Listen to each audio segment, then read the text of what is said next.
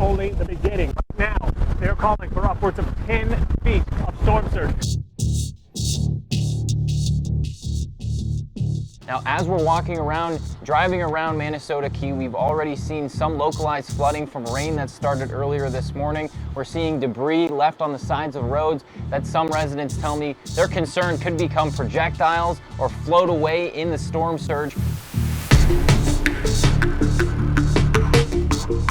The conditions have started to really pick up here. The water's really starting to get angry here. We've been seeing it kind of splash up onto this dock here and even starting to splash up onto this patio that we're standing on. We've got the blue lining up here with the magenta color. That is the rotation. So right now, Matt Lachey, take cover immediately. We are going to watch the right-hand side of your screen. And if we were to see swirls in the water, perhaps, it's going to start on the right-hand side of your screen and move off to the left. And you can see those intense winds really moving that camera around. And it seems to be getting worse as that rotation is moving right over the Matt Lachey Bridge. Wow.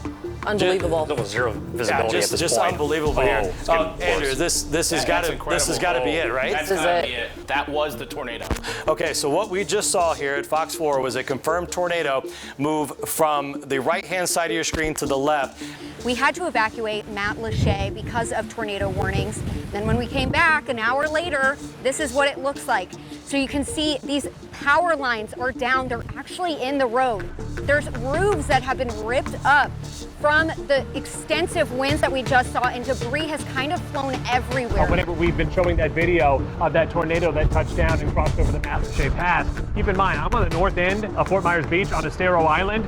So as the crow flies, it's just around the corner from where I'm located. So that was right about noon time, and we were absolutely feeling all of those wind gusts at that point in time. I met this woman who said that during that tornado, a branch actually came into her home. Multiple residents told me that this was so quick. It was. It was. We were watching news, watching where the tornado was, and then all of a sudden, it was here. Miss Barbara was watching Fox 4. Literally, you can see her right now. It's on the TV. I met Scott Caleri here. He was outside taking care of his yard, and he told me he saw one of the tornadoes literally come right in front of his house. Scott, talk to me about what you saw in that moment and what you were thinking. Well, I've been here since 1976, and this is the first time where I've actually been face to face with an actual storm. They say it sounds like a freight train, and it really did. It sounded like a freight train coming through. And in that moment, I don't normally get scared about things, but at that point, I knew to get away from the window. I've just been walking down this strip, just surveying the damage done to this nail and hair salon. Also, this Mexican restaurant, I've been seeing the owner and other people who work for the business just start collecting items out of the restaurant. It's extremely, extremely sad. Obviously, the roof collapsed. This video shows Lake Fairways, that's in North Fort Myers. You can see some of these manufactured homes damaged with the siding and the shingles missing. This is heartbreaking to see. This is a home on the corner of Orangewood here, just off Colonial. You can see half of that roof. Guys, it is completely blown off. If we cross the street here really quickly, you're going to be able to see slightly inside that home. The people who live there, they were outside just moments ago. Off to the left, a moving pod that is completely on its side right now. You can see different debris from the 7-Eleven, which is not too far from where we are right now. Had a measure of a wind gust of 68 miles an hour here on Myers Beach. I'll tell you, we felt it. We're going to go and ditch the hat. It ain't going to work here. This is by far the strongest winds we've had here. We're able to kind of move around a little bit now on this balcony because we're not having the rainfall, thankfully. As we take a look now at the Gulf, we see that it is absolutely turning right now. Hello, here's the wind gusts that are coming strong at us right now. You can just see it. The wind has gotten so much stronger in the past 5 minutes that we've been standing out here.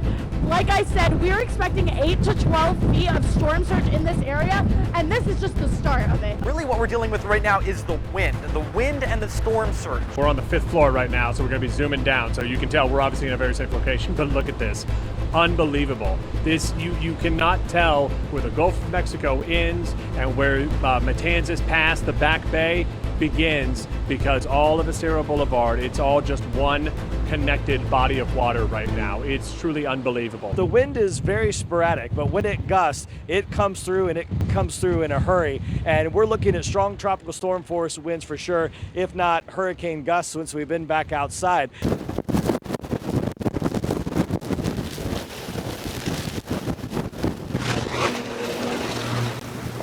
I got that. Oh my God. Whoa. The worst of the rain, the worst of the storms, we're done with that. We're done with the tornado threat. Excellent news there. So here is that 8:30 advisory. So it made landfall officially, sustained winds 120 miles per hour, gusts to 150. Central pressure was at 954 millibars, moving toward the east-northeast at 15 miles per hour, again on Siesta Key, just to the south of Sarasota. We're just getting a first look of what Hurricane Milton left behind, and this is something you can't miss. Take a look at this giant boat on the side of the road in the right-hand lane here in Punta Gorda. Alex made it way back onto Minnesota Key. What are you seeing? Because this is our first look there. The island is actually closed right now. We have Charlotte County deputies keeping people off of the island. Even residents aren't allowed to get back on right now. They told us not only is there too many power lines down on the island right now, but there's also a propane leak. I'm Fox 4's community correspondent Dominga Murray with LCSO checking out any leftover damage from Hurricane Milton from the sky. We have about 50% of our traffic lights out and about 250,000 people without electric. Because this is an RV. This RV got completely toppled, lying on its side. This is the busiest parking lot always on the island, and it's not going to be used for several days as you're seeing this. Take a look at this pile that's over here. I mean, this thing looks like it's probably 12 feet tall of just sand. Take a look around me. I'm completely surrounded by debris. I was the first reporter on scene here as neighbors came to pick up the pieces. Broken walls, cars flipped upside down, and homes split in half. This is what the Twin Palms RV Resort and Lake Park looked like after Hurricane Milton summoned a catastrophic tornado on the community that destroyed homes and trailers as people lay inside. This will take weeks, possibly even months to fix. This is going to be a long road to recovery for people over here.